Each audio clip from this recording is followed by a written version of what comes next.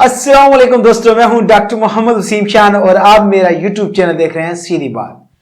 आज का जो प्रोग्राम है वो भी बड़ा दिलचस्प प्रोग्राम है।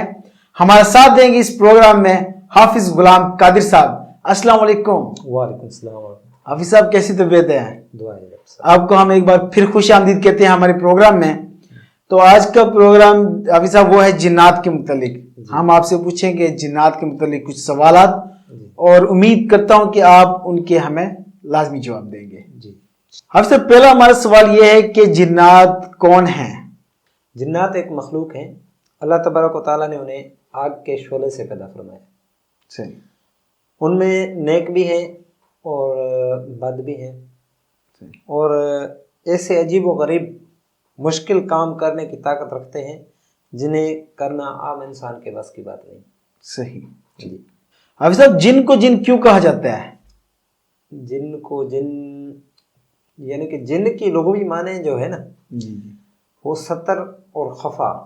खफा मतलब खुफिया, खुफिया, छुपा हुआ। जिन को इसलिए जिन कहते हैं क्योंकि वो आम लोगों की निगाहों से पोशीदा होता है। सही, यानी कि खुफिया होता है। खुफिया। इसका जो मतलब बनता है यही बनता लुग़वी है। माने खफा है, खफा का यानी कि खुफिया। खुफिया से खफा लिया गया, ठीक है। अच्छा, अभी सब कई लोग कहते हैं जिन्नात है ही नहीं। जिन्नात के वजूद का इनकार करना कैसा है? जिन्नात के वजूद का इनकार करना या बदी की कुव्वत का नाम जिन रखना ये कुफ्र है। कुफ्र भी शामिल, ठीक।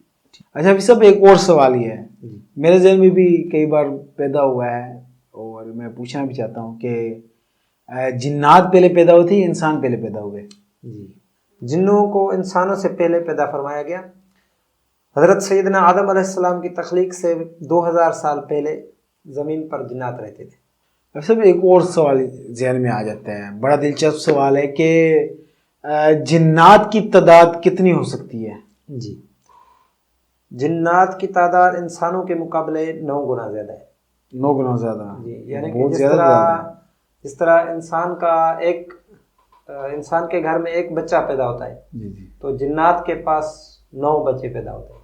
अच्छा, यानी कि जिन्नात के 9 बच्चे पैदा होते हैं, उधर इंसान एक पैदा होता है। अच्छा, हम तो सोच रहे थे कि दुनिया में चाइना की तादाद ज़्यादा है, जिन्नात की उससे भी ज़्यादा है। जिन्नात की उससे ठीक है।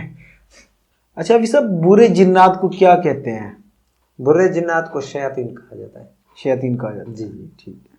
अभी सब क्या इंसानों की तरह जिन्नात पे भी शरई अहकाम लागू होते हैं? जी, शरीयत जिन्नात भी शरीयत मुतहरा के पाबंद हैं। मुसलमान जिन्नात नमाज भी पढ़ते हैं, रोज़ा भी रखते हैं, हज भी करते हैं, कुरान पाक की तिलावत भी करते हैं और इंसानों से दीनी उलूम और रिवायत हदीस भी हासिल करते हैं, अगरचे इंसानों को पता न चले। यानी कि जहाँ अल्लाह की महफिल हो रही होती है वहाँ जिन्नात भी आके सुनते हैं उस महफिल को। जो मुसलमान जिन्नात हैं, जो अच्छे जिन्नात हैं, नेक जिन्नात, वो अल्लाह वालों की महफिल में आके और उनकी बातें सुनते हैं। जी, आपके कहने का मकसद यही है? जी, ठीक है। अच्छा, बुरे जिन्नात से, जो बुरे जिन्नात है, शयातीन जिनको कहा जाता है, इनसे हिफाजत के लिए कुरान की कौन कौन सी सूरतें हैं?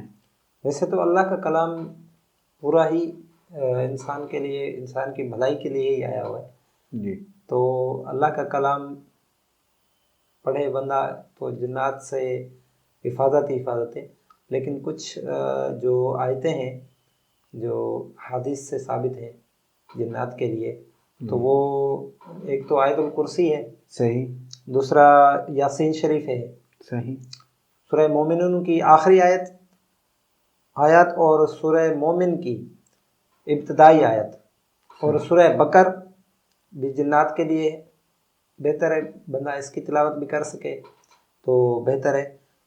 सूरह आल इमरान भी जिन्नात के लिए बेहतर है और सूरह आल आराफ और सूरह हशर की आखिरी आयत और सूरह इखलास बहुत छोटी है, वो हर तकरीबन काफ़ी सारे हमारे मुसलमानों को, छोटे छोटे बच्चों को भी ये याद होती है। कुल हुवल्लाहु अहद, सूरह इखलास और सूरह फलक है, सूरह नास, ये जिन्नात से हिफाजत के लिए।